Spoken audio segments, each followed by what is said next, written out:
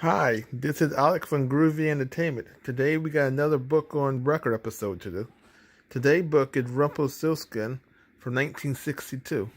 So let's see how this sounds.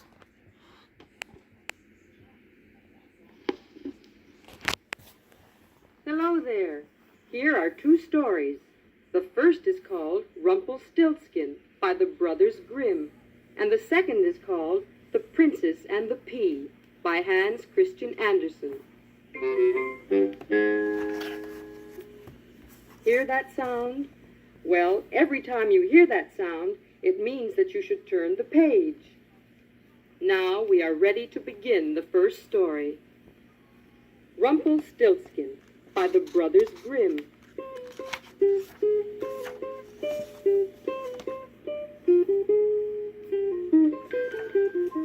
There once lived a miller who was so proud of his daughter's beauty that he wanted to tell everyone about it. See, he's showing her picture to a bird.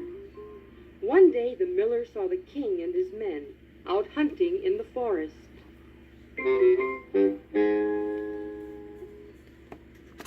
Now the king was young and handsome, and the miller told him about his beautiful daughter. "Sire," he said, bowing low, "I have a daughter. Not only is she beautiful, she can also spin straw into gold." "Bring her to me at once," said the king, for though he was a king, he was not very rich, and he needed gold. The king was delighted when he saw that the miller's daughter was indeed very beautiful. But he remembered what the miller had said, and he ordered her to spin a roomful of straw into gold. The boastful miller was to be held a prisoner until the king had all the gold he needed.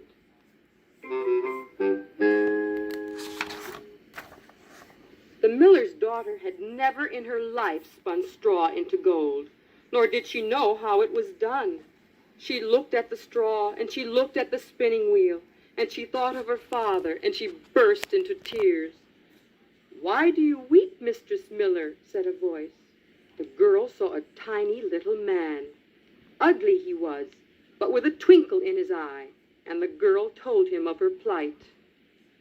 Said the little man, "spin straw into gold. What will you give me if I do it for you?" "My necklace," said the girl at once. It was the most precious thing she owned. See, she's showing him her necklace. Then whir, whir, the little man started the spinning wheel, and whir, whir, it went all night, spinning the straw into precious gold.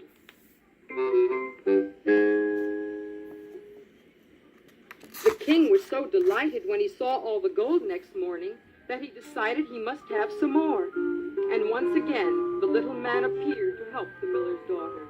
She gave him her ring, and whir, whir, he spun the straw into precious gold. "Oh, miller's daughter," said the king next morning, "not only are you the most beautiful girl in the world, you are also the cleverest. If you will spin me one more cartload of gold, you shall be my wife." Now the girl was very pleased that the king wanted to marry her, for she thought him exceedingly handsome. But how could she pay the little man this time? She had already given him her necklace and her ring. "I have nothing left to give," she wailed, when the little man appeared. And the little man said, "If you will promise to give me your first child, I will do it for you."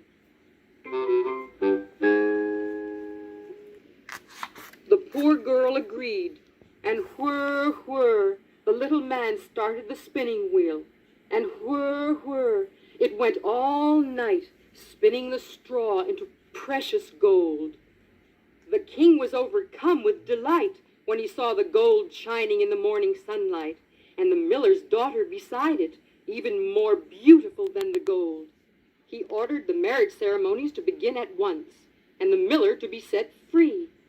And that is how the miller's daughter became a queen. In a year's time, the young queen gave birth to a beautiful baby daughter.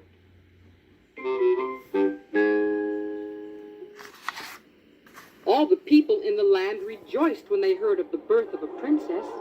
There was singing and dancing in the streets, and all the houses were covered with flowers and flags. But none were more pleased than the happy king and his queen. One day, as the queen sat holding her baby, she heard a chuckle behind her. She turned and saw the same little man who had helped her spin the straw into gold. "I have come for your baby," he said. "You promised that you would give her to me." And now, turn the record over, and I will continue the story.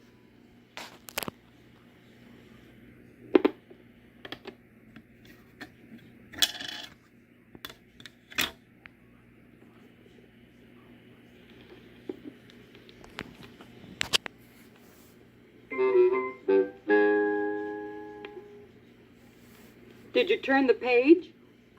Good. Now we'll go on with the story.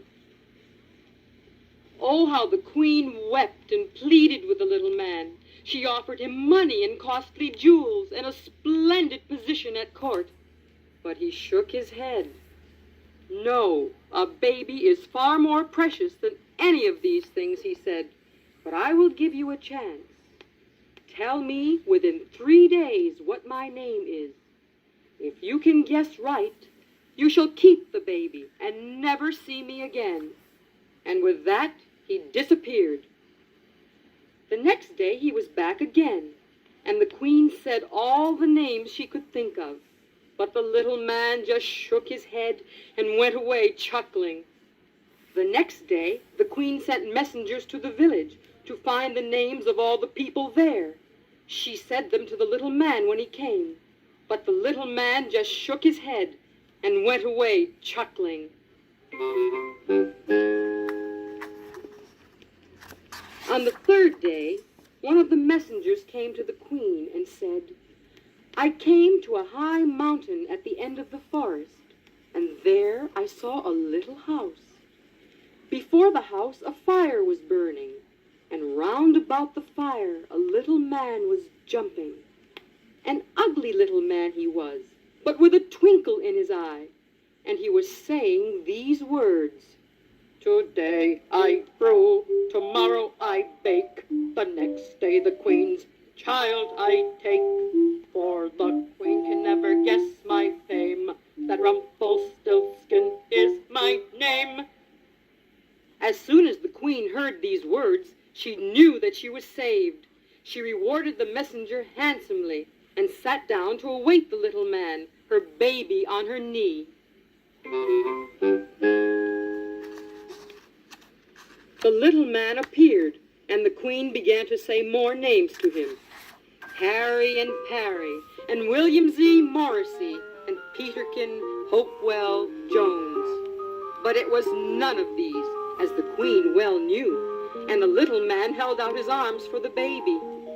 The queen began to rock her baby to and fro, and then she said, "Why then, perhaps your name is, could it be, I think it must be, Rumpelstiltskin." Oh, how angry that little man was. Someone told you, he screamed in a rage. He tore at his hair, and he jumped, and he groaned, and then he started to stamp his feet in a very, very angry way.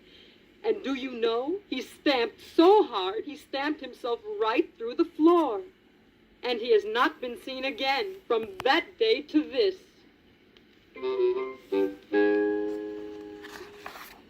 And so the king and the queen and their little daughter, and of course the miller too, all lived happily ever after. Now for another story. See the castle? This story is called The Princess and the Pea by Hans Christian Andersen. There was once a prince who wanted to marry a princess, but she had to be a real princess. He had traveled far and wide over the world, but not one could he find. One night, there was a dreadful storm, and a princess came to the castle for shelter. At least, she said she was a princess. But her clothes were soaking, and her hair was all wet, and a sorry sight she looked, indeed. We'll soon see, thought the prince's mother, and she put a tiny pea on the bed that was being made for the princess. On top of the pea, she put 20 mattresses. The next morning, the queen asked the princess how she had slept. "Oh, dear me," answered the princess. "There was something hard in my bed, and now I am black and blue all over." The prince's heart leapt with joy, for who but a real princess could have felt a pea through 20 mattresses?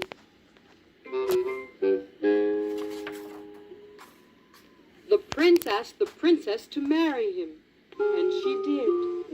The pea was put in the museum, and it is there now, unless somebody has taken it.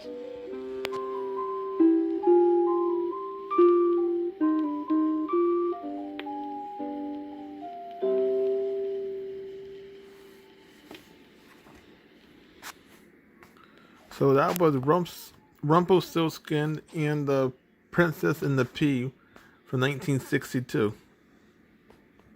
So I hope you liked this video a lot.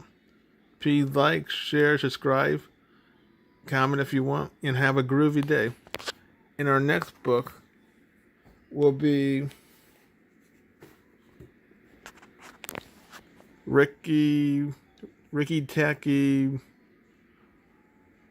something and in the Jungle Book.